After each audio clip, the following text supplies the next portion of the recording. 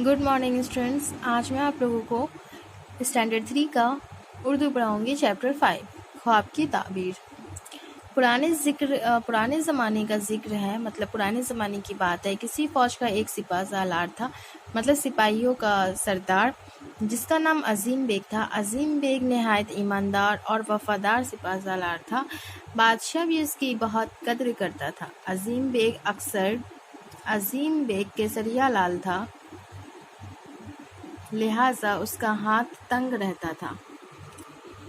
उसकी बीवी अक्सर उसको लानत मुलामत करती थी, मतलब बुरा भला कहती रहती थी कि तुमसे अच्छा तो तुम्हारे फौजी हैं, वो किस कदर ठाट बाट से रहते हैं, तुम तो सिर्फ तनख्वाह पर ही जिंदगी गुजारते हो। तो उसका कहना था, उसकी बीवी जो था सिपाहियों का सरदार, वो बहुत ईमानदार था और अपनी तनख्वाह पर ही अपनी ज़िंदगी गुजारता था। तो उसकी बीवी उसे ताने देती थी कि तुमसे अच्छे तो तुम्हारे फौजी हैं, ठीक है। वो उसे समझाता, भाई मुझे अल्लाह के यहाँ भी जवाब देना है। तो वो अपनी बीवी को समझाता कि मुझे अल्लाह के यहाँ भी जवाब देना है। मैं ईमानदारी से जो कुछ कमाता हूँ उससे घर का खर्च तो निकल ही जाता है। मैं तो सादा ज़िंदगी में ही खुश हूँ। उसने कहा, मैं इसी ज़िंदगी में खुश हूँ। एक रोज़ उसकी बीवी ने फिर उसी तरह की तान व तशनी की तो घर से निकल गया। चेहरे पर अफसरदगी छाई हुई थी और वो गमगीन नज़र आ रहा था। एक दिन उसकी बीवी ने फिर उससे ताने मसले दिए और तो वो घर से निकल गया और उसके चेहरे पर मतलब उदासी नज़र आ रही थी। अचानक एक बाबा ने उसे हाथ के इशारे से रोका और कहा, बच्चा कुछ परेशान नज़र आ रहे हैं। तो वो बोला, नहीं ऐसी कोई बात नहीं है, बस यूं ही दिल घबरा रहा था तो घर से बाहर निकल आया। अब तो बाबा को और भी हौसला हुआ। उसने फौरन कहा, कहो घबराओ नहीं, शायद मैं तुम्हारे दुख दर्द का इलाज कर सकूं। बाबा की हमदर्दी से भरी बातें सुनकर उसके दिल का बोझ कुछ हल्का हुआ और उसने बाबा को सारी बात बता दी। बाबा ने उसकी बातें सुनकर कहा, फला पहाड़ी पर हमारी कुटिया है, रात को वहीं पर तुम्हें अपने मसले का हल मिल जाएगा। अजीम बेग को बड़ी बेचैनी से रात का इंतज़ार था। रात होते ही वो बाबा के बताए हुए मकाम की जानब रवाना हो गया। कुटिया तलाश करने पे उसे ज़्यादा वक्त न लगा। बाबा उसका ही इंतज़ार कर रहे थे। बाबा ने उसको निहायत इज्जत से बैठाया, उसके सामने खाना पानी पेश किया और फिर बोले, तुम्हारे मसाइल का हल मेरे पास है। उन्होंने अशरफियों से भरी एक थैली सिपा सालार अजीम की तरफ बढ़ा दी। जैसे ही अजीम ने उसे लेना चाहा तो बाबा बोले, ठहरो, अभी तुम इसे नहीं ले सकते, पहले तुम्हें मेरी एक बात माननी होगी। वो जल्दी से बोला, वो क्या? तुम्हें अपनी हुकूमत से कुछ राज हमें बताने होंगे। अगर तुम उसके लिए तैयार हो तो ये अशरफिया तुम्हारी है, वरना।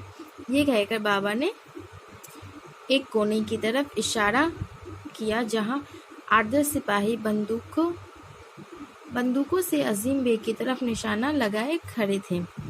उसका सर चकराने लगा। कभी उसको अपनी वफादारी का ख्याल आता तो कभी अपनी बीवी का चेहरा नजर आता और कभी उन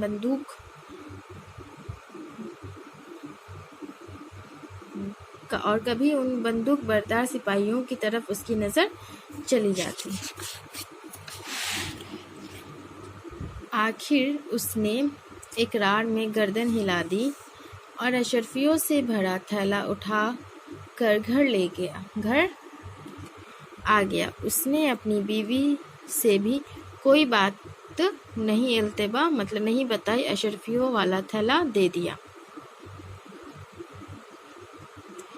रात का खाना खाकर वो लेट गया और सोचने लगा कि उसने ज़मीर का सौदा कैसे कर लिया। आखिरकार उसको नींद आ गई। उसने ख्वाब में देखा कि चंद लोग उसे मार रहे हैं। वो घबरा कर उठ बैठा। उसने ख्वाब में क्या देखा कि कुछ लोग उसे मार रहे हैं, इसलिए वो घबरा कर उठकर बैठ गया। अगले दिन भी उसका मन किसी काम में नहीं लगा और रात को उसे खूब डरावने ख्वाब नजर आए। تیسرے دن بھی یہی حال رہا۔ تیسری رات اس نے خواب میں دیکھا کہ وہ مر گیا۔ اب عظیم بیگ بہت گھبرا گیا اور رات کو ہی ایک بزرگ سے اپنے خواب کی تعبیر پوچھی۔ اس بزرگ نے بتایا کہ اب صرف 2-3 روز تک ہی سورج دیکھ سکتے ہیں۔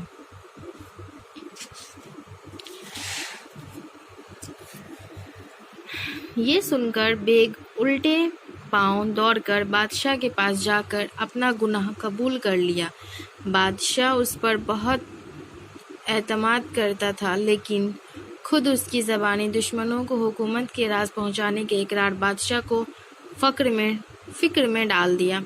پھر بھی وہ جلدی بازی میں کوئی فیصلہ نہیں کرنا چاہتا تھا، لہٰذا اس نے عظیم بیگ کو قید خانے میں ڈالنے کا حکم دیا، جبکہ اس کا جرم اتنا سنگین تھا کہ اس کا سر قلم کر دینا چاہیے تھا۔ اس نے کیا کیا کہ بادشاہ کے پاس جا کر اپنا گناہ قبول کر لیا۔ اس کا گناہ اتنا بڑا تھا کہ اسے سزائے موت ہوتی، لیکن راجا نے اسے صرف قید خانے میں رکھنے کا حکم دیا۔ ادھر راز حاصل کر کے دشمن بادشاہ نے حملہ کر دیا۔ جب سپہ سالار بیگ کو یہ معلوم ہوا تو بہت دکھی ہوا اور اس نے قید خانے سے بادشاہ کی خدمت میں ایک خط بھیجا کہ دشمن کا مقابلہ کر کے اسے ہرا دینا چاہتا ہوں، چاہے اس سے میری جان ہی کیوں نہ چلی جائے۔ بادشاہ کو اب بھی پرانے وفادار سپہ سالار کی صلاحیتوں اور پر اعتماد میں بھروسہ تھا۔ اس نے اسے آزاد کر کے فوج کی کمان سونپ دی۔ سپہ سالار میدان جنگ میں پہنچ گیا اور اپنی فوجی صلاحیتوں اور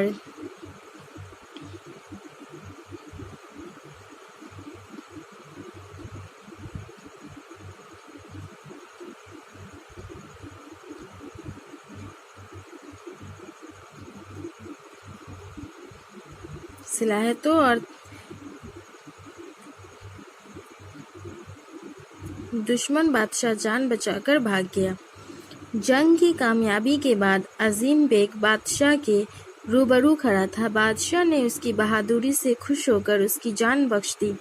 عظیم بیگ بادشاہ سے مخاطب ہوا، خواب کی تعبیر کے مطابق تو میری موت تھی، لیکن بادشاہ نے کہا موت تو برحق ہے، ہر جاندار کو اس کا ذائقہ چکھنا ہے، جاندار کو اس کا ذائقہ چکھنا ہے۔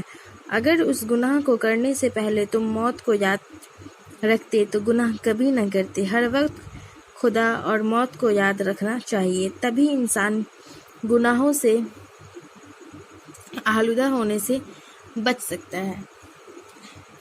اس کہانی سے جو ہمیں تعلیم ملتی ہے وہ یہ ہے کہ خدا اور موت کو ہمیشہ یاد رکھنا چاہیے، کبھی کسی کا بھروسہ نہیں توڑنا چاہیے۔ ہمیں کیا کرنا چاہیے؟ کبھی کسی کا بھروسہ نہیں توڑنا چاہیے، ہمیں اپنے رب پر پورا بھروسہ کرنا چاہیے اور انہیں ہمیشہ یاد کرنا چاہیے۔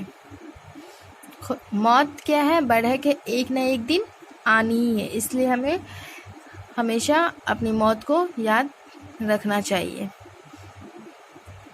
کچھ الفاظ کے معنی ہیں، آپ لوگ دیکھیے اینڈ اسے لرن کیجیے۔ Okay students, thank you, and next class میں آپ لوگوں کو اس چیپٹر کا کوشچن آنسر کرواؤں گی۔ Okay, thank you.